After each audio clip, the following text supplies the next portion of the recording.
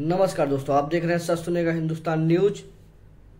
उत्तर प्रदेश के सीएम श्री योगी आदित्यनाथ जी जनता को संबोधित करते हुए क्या बोले, प्रधानमंत्री आवास योजना पर सीएम योगी ने क्या कहा, जनता को एकता का मार्गदर्शक देते हुए श्री योगी आदित्यनाथ जी जनता अगर एक साथ होकर आवाज उठाएगी, आज सीएम ने भी माना कि जनता एक साथ होकर आवाज उठाएगी तो हर काम हो जाएगा। आइए देखते हैं पूरा वीडियो, क्या कहा श्री योगी आदित्यनाथ जी ने, जनता के बारे में क्या संबोधित किया। सोचता था अयोध्या में राम मंदिर का निर्माण हो पाएगा। लोग ये मानते थे कि अनावश्यक क्यों विवाद खड़ा किया जा रहा है, लेकिन हमारे लिए केवल एक मंदिर नहीं था, भारत की आस्था का प्रतीक था और इसलिए अयोध्या में भगवान राम के मंदिर अराजकता चरम पर थी। अपराधी और माफिया सीना तान करके चलता था। लाख रुपए का बीमा कवर मिल जाए, बेटियां स्कूल जा सके, सेफ सिटी के रूप में हमारा शहर पहचान बनाए, गरीबों को फ्री में राशन की सुविधा का लाभ जो आज भी प्राप्त हो रहा है, ये केवल भारत के अंदर हुआ है, दुनिया के अंदर कहीं नहीं हुआ है। कोई कल्पना ही नहीं कर सकता है कि मात्र 4 वर्ष में देश के 9 वर्ष में देश के अंदर 8 करोड़ गरीबों को फ्री में उज्ज्वला योजना के कनेक्शन मिल जाए और भारी संख्या में उपस्थित नाथ नगरी के रूप में विख्यात देवादिदेव महादेव के सभी अनुयायी भाइयों बहनों, नाथ नगरी जो देवादिदेव महादेव की एक पहचान है,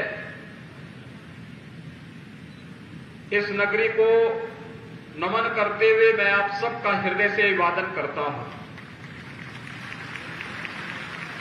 भाइयों बहनों, 12 से 17 के बीच में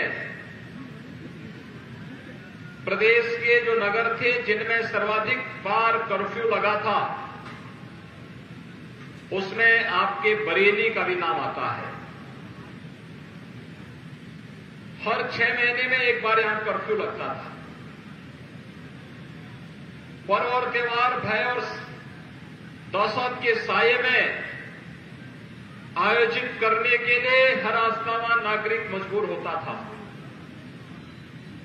दंगा और उपद्रव उत्तर प्रदेश की पहचान बन गए थे, लेकिन मुझे प्रसन्नता है पिछले 6 वर्ष में न केवल बरेली बल्कि पूरा उत्तर प्रदेश दंगा मुक्त भी हुआ है, उपद्रव मुक्त भी हुआ है, कर्फ्यू से मुक्त भी हुआ है और कावड़ यात्रा के लिए आज उत्तर प्रदेश अपनी पहचान बनाता है। उत्सव और महोत्सव का प्रदेश उत्तर प्रदेश बन गया है। उत्तर प्रदेश के उत्सव, उत्तर प्रदेश के महोत्सव आज वैश्विक मानचित्र पर उत्तर प्रदेश को अपनी एक नई पहचान दिला रहे हैं और इसीलिए नगर निकाय चुनाव में आप सबसे अपील करने के लिए मैं आया हूं कि जैसे देश बदल चुका है, वैश्विक मंच पर भारत को एक नई पहचान मिली है, दुनिया की धारणा उत्तर प्रदेश के बारे में बदली है। दुनिया के अंदर जहां कहीं भी कोई संकट दिखाई देता है, लोग बड़ी आशा भरी निगाहों के साथ भारत की ओर देखते हैं, प्रधानमंत्री मोदी जी की ओर देखते हैं। आज भारत वैश्विक लीडर के रूप में उभरा है। भैया बहनों, ये वही भारत है जो 9 वर्ष पहले अपनी पहचान के लिए मोहताज हो रहा था। उत्तर प्रदेश का नौजवान कितना भी देश का नौजवान कितना भी प्रतिभाशाली क्यों न रहा हो, अगर वह कहीं दुनिया के अंदर जाता था, लोग उसके बारे में बहुत अच्छी धारणा नहीं बना पाते थे। लेकिन पिछले 9 वर्षों के अंदर देश के अंदर प्रधानमंत्री मोदी जी के नेतृत्व में जो कार्य हुए, उसने न केवल भारत के बारे में बल्कि भारत के नागरिकों के बारे में भी अपनी धारणा को बदली है। लोग अब अच्छी दृष्टि में देखते हैं, सम्मान के भाव से भारत के नागरिकों के साथ पेश आते हैं। न केवल वैश्विक मंच पर बल्कि भारत की अपनी स्वयं की आंतरिक स्थिति भी बहुत सुदृढ़ हुई है। एक सुरक्षित भारत, एक सुशासित भारत, विकास की प्रक्रिया के साथ तेजी के साथ आगे बढ़ता हुआ भारत, दुनिया की सबसे बड़ी अर्थव्यवस्था के रूप में उभरता हुआ भारत आज इंफ्रास्ट्रक्चर के लिए नए मानक प्रस्तुत कर रहा है। Highway, railway, airport, IIM, IIT, AIIMS, ये हमारी पहचान बनते जा रहे हैं। और गरीब कल्याणकारी योजनाओं के बारे में भारत की कोई सानी नहीं, दुनिया का कोई देश आज भारत का मुकाबला करने की स्थिति में नहीं है। कोई कल्पना ही नहीं कर सकता कि मात्र 9 वर्ष में 4 करोड़ गरीबों को देश के अंदर एक एक आवास मिल जाए। कोई कल्पना ही नहीं कर सकता है कि मात्र 4 वर्ष में देश के 9 वर्ष में देश के अंदर 8 करोड़ गरीबों को फ्री में उज्ज्वला योजना के कनेक्शन मिल जाए, 12 करोड़ गरीबों को फ्री में टॉयलेट की सुविधा उपलब्ध हो जाए, 15 करोड़ युवाओं के लिए स्किल डेवलपमेंट के साथ साथ स्टार्टअप, स्टैंड अप और डिजिटल इंडिया के माध्यम से उनके आर्थिक स्वावलंबन का मार्ग प्रशस्त हो जाए। भाइयों बहनों, 35 करोड़ गरीबों के जनधन अकाउंट खुल जाए, 50 करोड़ गरीबों को 5 लाख रुपए की स्वास्थ्य बीमा का कवर और कोरोना कालखंड में 80 करोड़ गरीबों को फ्री में राशन की सुविधा का लाभ जो आज भी प्राप्त हो रहा है, ये केवल भारत के अंदर हुआ है, दुनिया के अंदर कहीं नहीं हुआ है। कोई सोचता था अयोध्या में राम मंदिर का निर्माण हो पाएगा? लोग ये मानते थे कि अनावश्यक क्यों विवाद खड़ा किया जा रहा है। लेकिन हमारे लिए केवल एक मंदिर नहीं था, भारत की आस्था का प्रतीक था और इसलिए अयोध्या में भगवान राम के मंदिर को निर्माण हर हाल में करना है, इसके लिए आंदोलन होता था। आज अयोध्या में राम मंदिर के निर्माण का मार्ग भी प्रशस्त हो चुका है। इस वर्ष के अंत तक भगवान राम का भव्य मंदिर का निर्माण भी होगा। काशी विश्वनाथ धाम का निर्माण, विंध्यवासिनी धाम में आप जाइए, एक बार फिर से मां विंध्यवासिनी का धाम आप सबको अपनी ओर आकर्षित करेगा। नैमिषारण्य आपके बगल में है। नैमिषारण्य के बारे में लोग भूल से गए थे। भारत की वैदिक परंपरा का पूरी विरासत को प्रतिनिधित्व करने वाली नैमिषारण्य हम विस्मृत से कर चुके थे। आज एक बार फिर से नई आभा के साथ अपने नए कलेवर के रूप में वो अपनी आभा को बिखेरने वाली है। भाइयों बहनों, ये वही उत्तर प्रदेश है जहां 17 के पहले दंगे हुआ करते थे, अराजकता चरम पर थी। जाति के नाम पर परिवारवादी दलों ने अपनी अवसरवादिता का परिचय देकर के यहां के नौजवानों के सामने पहचान का संकट खड़ा कर दिया था। ये जाति के नाम पर समाज को बांटते तो थे, लेकिन इनकी अवसरवादिता देखिए, युवाओं के भविष्य के साथ एक खिलवाड़ करते थे, व्यापारियों को प्लान करने के लिए मजबूर करते थे, पर्व और त्योहारों में भय और दहशत का माहौल पैदा करते थे, बेटियां स्कूल नहीं जा पाती थी, व्यापारी रंगदारी देने के लिए मजबूर होता था। और नगरों के बारे में तो कहना ही क्या था। हमारे नगर कूड़े के ढेर लगते थे, हमारे नगरों में महिलाएं बाजार नहीं जा पाती थी, सौदों का आतंक था, अराजकता चरम पर थी, अपराधी और माफिया सीना तान करके चलता था।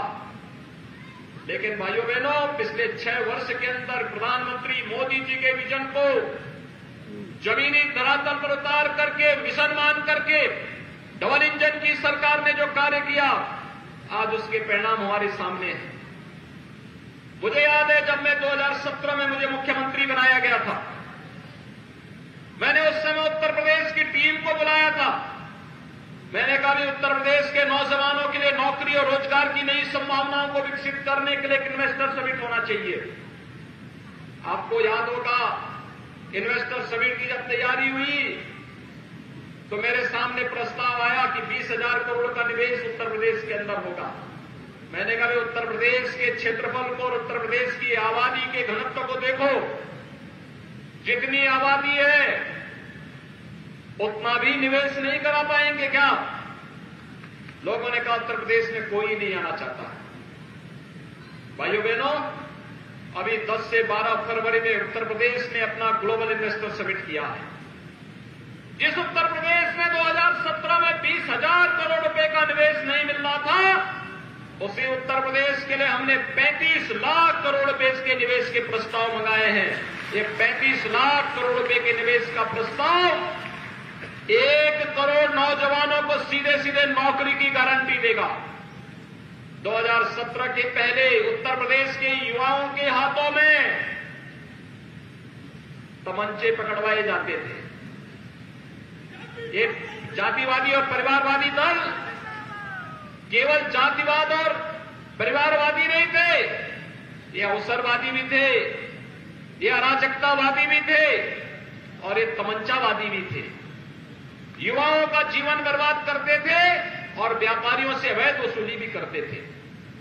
भाइयों बहनों, 2017 के बाद अपराधी सीना तान करके नहीं चल सकता, गले में तख्ती लटका करके चलने के लिए जान की भीख मांगता हुआ फिरता है।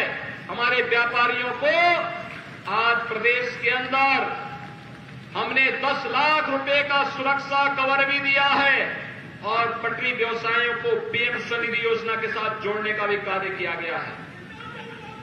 अभी यहाँ के निवर्तमान महापौर आपके सामने बोल रहे थे, बरेली आज स्मार्ट सिटी है, स्मार्ट सिटी के रूप में अपनी एक पहचान बना रहा है। भाइयों बहनों, आज यहां की सड़कें स्मार्ट दिखती हैं, आज बरेली नगर स्मार्ट दिखता है, आज बरेली एक सेफ सिटी के रूप में तेजी के साथ आगे बढ़ा है।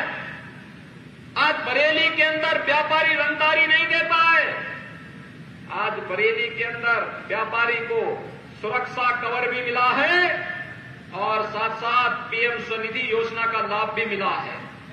और इसलिए भाइयों बहनों, आज मैं आपके पास आया हूं आपसे कहने के लिए, युवा, जिस युवा के बल पर, जिसकी प्रतिभा के बल पर उत्तर प्रदेश देश की अग्रणी राज्यों की श्रेणी में खड़ा होगा, उस उत्तर प्रदेश के युवा के लिए 2 करोड़ युवा के लिए टैबलेट देने के बड़े कार्यक्रम को लेकर के राज्य सरकार आई है।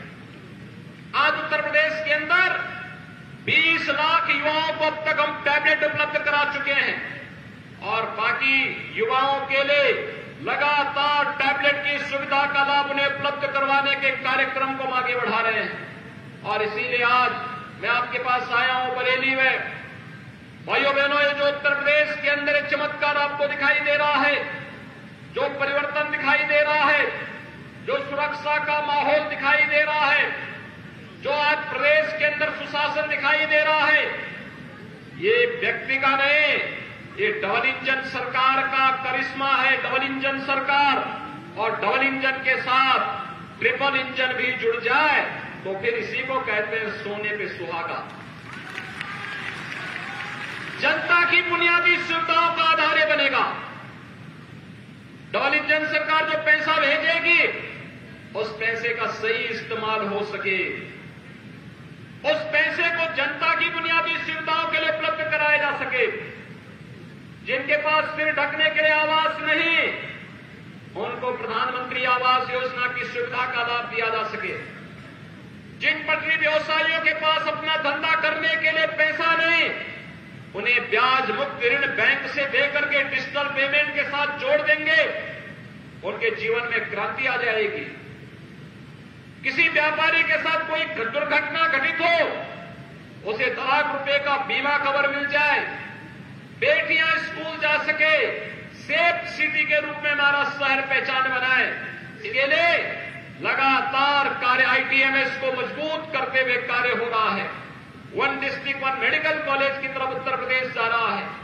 आज प्रदेश के अंदर अलग अलग शहरों में अलग अलग पहचान को आगे बढ़ाने की कार्य तेजी के साथ उत्तर प्रदेश ने किया है और इसीलिए आज मैं आपके पास आया हूं। भारतीय जनता पार्टी ने नगर निगम में भी, नगर पालिका में भी और नगर पंचायतों में भी अपने प्रत्याशी उतारे हैं। उसके पीछे एक ही उद्देश्य है कि जो पैसा दिल्ली और लखनऊ से आए वह पैसा बंदर बांट न हो जाए, वो पैसा जनता जनार्दन की सेवा के लिए, उनकी बुनियादी सुविधाओं के लिए, उनके विकास पे खर्च हो। उस पैसे का इस्तेमाल कोई व्यक्ति अपनी ठेकेदारी के लिए न करे, जल निकासी के लिए करे, स्मार्ट रोड के लिए करे, हर घर नल योजना के लिए करे, सीवर लाइन बिछाने में कर सके, कन्वेंशन सेंटर की स्थापना में कर सके, ऑनलाइन जन्म मृत्यु प्रमाण पत्र के साथ ही जाति, निवास और आय प्रमाण पत्र भी उपलब्ध करवाने का माध्यम नगर निकाय की संस्थाएं बन सके। जनता जनार्दन को अधिक से अधिक सुविधा उपलब्ध करवाने के लिए इन संस्थाओं का उपयोग हो सके, इसके लिए डबल इंजन की सरकार आज आपके पास आई है आपसे कहने के लिए कि भाइयों बहनों, चुनाव आपके पास एक अवसर होता है और इस अवसर का बेहतरीन उपयोग हम कर सकें, इसके लिए आज भारतीय जनता पार्टी आपके पास है, आपके सामने है। और भारतीय जनता पार्टी ने नगर निगम बरेली से डॉक्टर उमेश गौतम को एक बार फिर से अवसर देकर के महापौर पद के प्रत्याशी के रूप में उतारा है। नगर पालिका बहेड़ी में श्रीमती रश्मि जायसवाल को अपना प्रत्याशी बनाया है। नगर पालिका आंवला में श्री संजीव सक्सेना, नगर पालिका फरीदपुर श्री ब्रह्मा शंकर गुप्त, नवाबगंज श्रीमती प्रेमलता राठौर, देवरनिया में उमाकांत गंगवार, फतेहगंज पश्चिम में श्रीमती कीर्ति अग्रवाल, फतेहगंज पूर्वी श्री प्रदीप अग्रवाल, विशारदगंज श्री महेश साहू, मीरगंज श्री योगेंद्र गुप्ता, शेरगढ़ श्री बुद्धिसेन मौर्य, शेरगढ़ बुद्धिसेन मौर्य, शीशगढ़ श्रीमती रूही प्रवीण, टरियानिया जावत खान, मोहम्मद जफर खान, सिरोली श्रीमती निशा शर्मा, गोरा टांडा श्री नसीमुल हसन, साई श्री वीरपाल मौर्य, लिठोरा सुमन सागर और बहेड़ी फरीदपुर से श्रीमती धर्मा देवी। ये भारतीय जनता पार्टी के चेयरमैन पद के प्रत्याशी आपके बीच में हैं। भाइयों बहनों, इन सभी प्रत्याशियों को, जो हमारे चेयरमैन पद के प्रत्याशी हैं, वे भी खड़े हो जाएंगे भैया अपनी जगह पे। ये हमारे प्रत्याशी गण हैं, महापौर के प्रत्याशी यहां पर हैं, चेयरमैन पद के प्रत्याशी हैं। एक बार जोरदार करतो धनिषेध का स्वागत कर दीजिए। और भाइयों बहनों, मैं आपसे अपील करने के लिए आया हूं, इन्हें विजयी बना के भेजेंगे, विजयी बना करके भेजेंगे। एक बार दोनों हाथ उठा करके मेरे साथ बोलेंगे, दोनों हाथ उठा करके बताइए, महापौर के साथ साथ चेयरमैन और साथ साथ पार्षदों को भी, क्योंकि जब फुल मेजोरिटी का बोर्ड बनेगा वही बोर्ड विकास के लिए पैसा भी लाएगा और पैसे का उपयोग भी करेगा। इन सबको विजयी बनाने की भी आप सबसे करते हुए आप सब बोलेंगे भारत माता की। उम्मीद है कि आप सभी ने बहुत अच्छे से समझा होगा सीएम योगी आदित्यनाथ जी का नंबर 1 इंडिया में यूपी बनाने का जो